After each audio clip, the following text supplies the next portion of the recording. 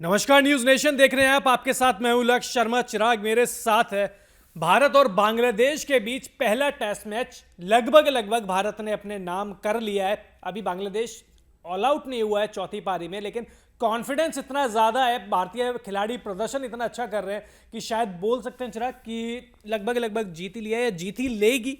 बिल्कुल, अब तो जीत ही लेगी। मुझे जिस तरह से लग रहा है कि पहले तो देखिए, पिछले दिन तो लग रहा था कि नहीं शायद कुछ हो सकता है, लेकिन जिस तरह की दूसरे पारी में बल्लेबाजी की है भारतीय बल्लेबाजों ने, वहां पर तो अब साफ संकेत दे दिया कि अब आपका बचना मुश्किल है। 500 से ज्यादा रन बनाने होंगे बांग्लादेश को चौथी पारी में, जो कि बहुत ज्यादा कठिन है। नामुमकिन नहीं कह सकते क्रिकेट में, लेकिन मुश्किल होगा बांग्लादेशी बल्लेबाजों के लिए। नामुमकिन ही मैं वर्ड यूज कर लूंगा।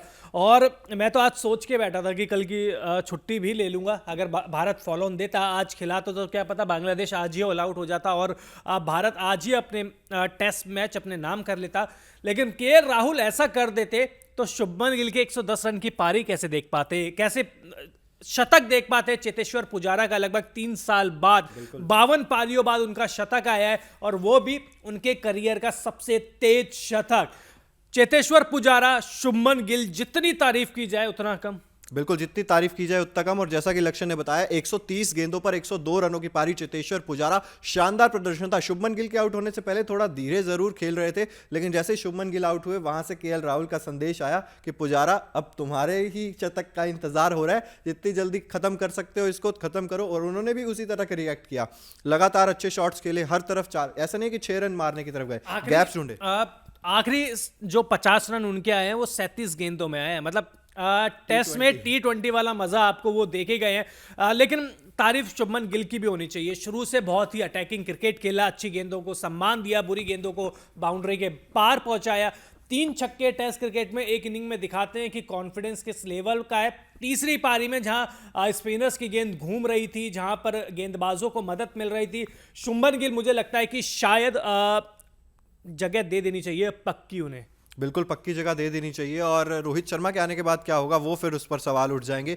लेकिन जिस तरह की पारी खेली है शुभमन गिल ने, मुझे लगता है कि काफ़ी ज़्यादा संकेत उन्होंने दे दिए हैं कि अब हमारी एंट्री कर दीजिए टेस्ट क्रिकेट में, हमारी जगह पक्की कर दीजिए। और चेतेश्वर पुजारा की खास तौर पर अगर मैं बात करूं, तो ये दोनों ही बल्लेबाजों ने एक तरह से पूरा मैच का रुख पलट दिया। जिस चीज़ की हम बात कर रहे थे कि आपने 150 पर ऑल आउट तो कर दिया, चौथी पारी में भारत बल्लेबाजी नहीं करना चाहता था, शायद यही दिमाग में था, लेकिन हमारे पास लीड थी 254 रनों की। शायद आप 254 रनों के अंदर बांग्लादेश को ऑल आउट कर सकते थे, लेकिन केएल राहुल पॉसिबिलिटी थी, पूरी पॉसिबिलिटी थी। लेकिन आज भारतीय क्रिकेट टीम का हर फॉर्मेट में, हर डिपार्टमेंट में जो टिक है ना, वो सारे राइट टिक होते जाएंगे।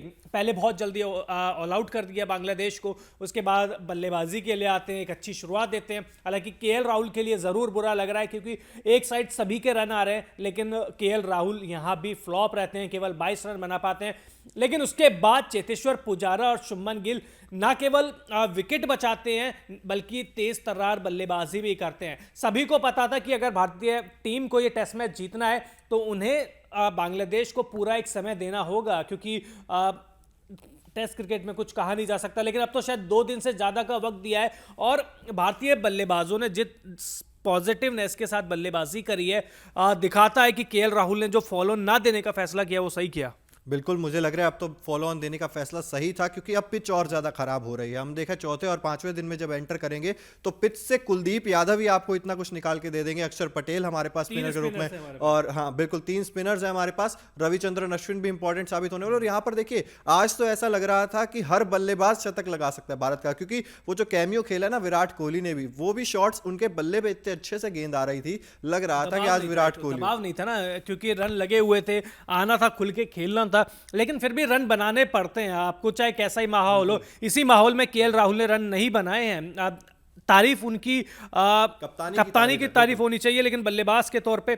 लेकिन अगर बात करें केएल राहुल की, आज भी दबे दबे लगे हैं। मतलब एक तरफ शुभमन गिल बहुत अच्छी बल्लेबाजी कर रहे थे, खुल के बल्लेबाजी कर रहे थे, लेकिन केएल राहुल स्ट्रगल कर रहे थे। आज का एक जो इकलौता नेगेटिव पॉइंट सिर्फ यही रहा। बिल्कुल, केएल राहुल की बल्लेबाजी थोड़ा बहुत परेशान ज़रूर कर रही है और वो दबाव नज़र आता है उनके ऊपर, रन बनाने का दबाव। ऐसा नहीं है कि खिलाड़ी अच्छे नहीं है या फॉर्म अच्छा नहीं है, मैं कहूँगा कि फॉर्म भी इतना ज़्यादा डाउटफुल नहीं कह सकते, लेकिन दबाव थोड़ा सा ज़्यादा है रन बनाने का।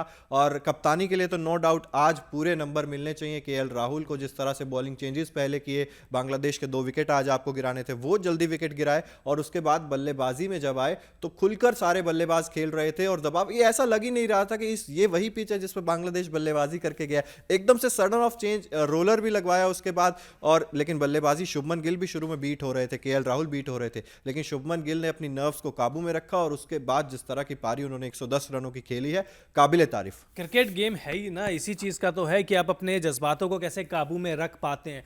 केएल राहुल नहीं कर पाए, शॉर्ट पिच गेंद आई, उन्होंने शॉट खेलने की कोशिश करी, आउट हो गए। शुभमन गिल को भी ऐसी गेंद मिली थी, लेकिन उन्होंने संयम रखा, उन्होंने देखा कि मैं पहले गेंद अच्छे से परख लूं, परिस्थिति परख लूं, उसके बाद शॉट खेल लूं। और एक बार जहां उन्होंने शुरू किया उसके बाद तो फिर वो रुके नहीं। उसके बाद फिर पुज्जी भैया ने जो मारा आज, मेरे हिसाब से तो देखिए बहुत 2019 से लेके आज तक बीच में बहुत अच्छी अच्छी पारियां खेली है उन्होंने। ऐसा नहीं है कि उन्होंने पारियां नहीं खेली अच्छी, लेकिन शतक की फीलिंग है ना वो अलग ही होती है। और 3 साल बाद शतक आए और तो उनकी आप सोचिए मुस्कुराहट बता रही थी आज, सेटिस्फैक्शन, बिल्कुल सेटिस्फैक्शन था कि फाइनली मेरा शतक जिसका मैं इंतजार कर रहा था लंबे समय से वो आ गया। विराट कोहली का रिएक्शन देखने वाला था, और विराट कोहली तो मतलब इतना खुश होते हैं हर किसी के शतक पे, तो वो एक खुश मिजाज खिलाड़ी हैं। और जिस तरह से पुजारा की मैं बात करूं ना, तो पहले गेंदबाज के फुटवर्क इतना अच्छा दिखाया, आपने गेंदबाज को मजबूर किया कि आप अपनी लेंथ को पीछे खींचिए, शॉर्ट गेंद मिलती थी उसको फिर ड्रैग करा, कभी पीछे, कभी फ्रंट फुट पे, कभी बैक फुट पे, कभी फ्रंट फुट पे, कभी बैक फुट पे। टेस्ट क्रिकेट खेलने का सबसे बढ़िया तरीका आज उन्होंने दिखाया है कि आप गेंदबाज को सेटल मत होने दीजिए,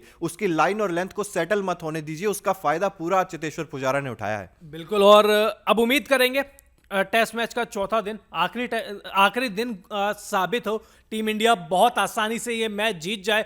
हालांकि कहीं ना कहीं दिल में ये भी उम्मीद है यार कि बांग्लादेश थोड़ा सा संघर्ष करे, ताकि हमको एक तरफा मुकाबला देखने को ना मिले। वनडे सीरीज में हमको देखने में बहुत मजा आया था, चाहे टीम इंडिया हार गई थी, लेकिन अब तक का जो टेस्ट मैच हुआ है उसमें एक बार भी लगा नहीं कि टीम इंडिया दबाव में है या बांग्लादेश चढ़ के खेलने की कोशिश कर रहा है। तो मुझे लगता है कि शायद बांग्लादेश को यहां से थोड़ा, देखिए अब हारे तो हारे, लेकिन इज्जत बचानी चाहिए और जुझारूपन तो दिखाए ना कि यार देखिए हम भी टेस्ट क्रिकेट खेलना जानते हैं, अपने घर में खेल रहे हैं। बहुत मुश्किल है, मैं खुद कह रहा हूं बहुत मुश्किल है, लेकिन कोशिश तो करनी होगी। लक्ष्य ये भी देखना होगा ना कि उस तरफ से बल्लेबाजी इतनी ज्यादा मजबूत नहीं दिखी है। 2 ही लोग हैं जो दिखा रहे हैं टेम्परामेंट, आपके लिटन दास हैं और शाकिब अल हसन है, जो कोशिश करते रहते हैं लगातार। लेकिन रहीम को भी अब करना होगा, बहुत एक्सपीरियंस खिलाड़ी है, तो मुझे लगता है कि उनको भी थोड़ा सा अपना रोल समझना होगा और रन बनाने होंगे। क्योंकि ठीक है वो वनडे नहीं खेलते, T20 नहीं खेलते, लेकिन टेस्ट क्रिकेट आपको 1-2, 1-2, 1-3 ऐसे ही मिलेंगे, 2-3 ही। आपको ऐसा नहीं है कि आपको 5 टेस्ट मैचों की सीरीज मिलेगी, आप